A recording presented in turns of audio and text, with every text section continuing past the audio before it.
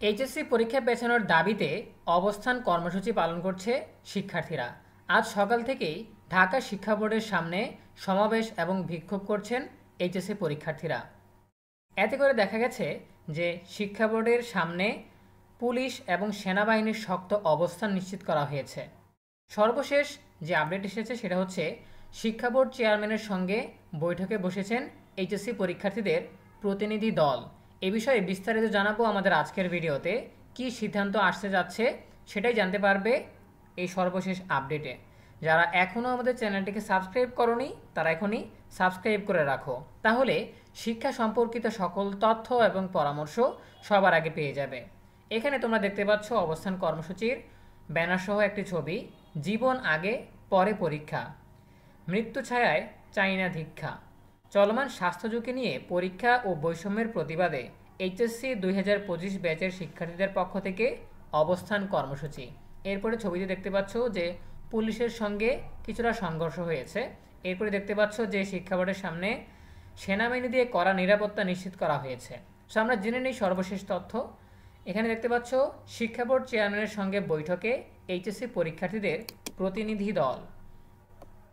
ঢাকা মাধ্যমিক ও উচ্চ মাধ্যমিক শিক্ষা board chairman doctor professor Khandaker Ehsanul কবিরের সঙ্গে বৈঠকে বসেছেন এইচএসসি পরীক্ষা পেছানোর দাবিতে বিক্ষোভরত পরীক্ষার্থীদের একটি প্রতিনিধি দল।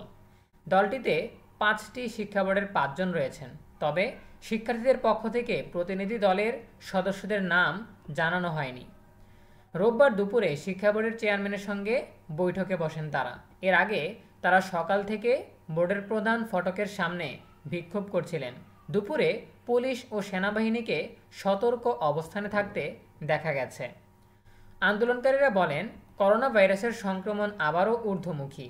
অনেক শিক্ষার্থী ও তাদের পরিবারের সদস্য এরই মধ্যে আক্রান্ত হয়েছেন। এই পরিস্থিতিতে তারা প্রস্তুতি নিতে পারছেন না। এখন পরীক্ষা নেওয়া হলে শিক্ষার্থীদের শারীরিক ও মানসিক স্বাস্থ্য হুমকির মুখে পড়বে। করোনা পরিস্থিতি স্থিতিশীল না হওয়া পর্যন্ত পরীক্ষা স্থগিত রেখে একটি যৌক্তিক সময়সূচি চূড়ান্ত করার আহ্বান জানান তারা। আন্দোলনকারীদের 3টি দাবি: 1. এইচএসসি পরীক্ষা পেছাতে হবে। 2. জুলাই মাস জুড়ে আন্দোলন, রাষ্ট্রীয় সম্পদ রক্ষা, নিরাপত্তা, লোডশেডিং ও বন্যার কারণে 2-3 মাসের পড়াশোনার ক্ষতিপূরণের সময় দেওয়া। 3. এমসিকিউ বা বহুনির্বাচনী ও সিকিউ বা লিখিত মিলিয়ে পরীক্ষায় পাশের ব্যবস্থা করা। একই সঙ্গে শিক্ষা বোর্ডের ঘোষিত বিশেষ 33 দফা নির্দেশনা বাতিল করা। সো আমাদের হাতে থাকা সর্বশেষ তথ্য এটুকুই। আমরা যেটুকু জানতে পারলাম সেটা হচ্ছে শিক্ষা বোর্ডের চেয়ারম্যানের সঙ্গে 5টা শিক্ষা বোর্ডের 5 জনের একটি প্রতিনিধি দল বৈঠক করছেন বা মিটিং করছেন।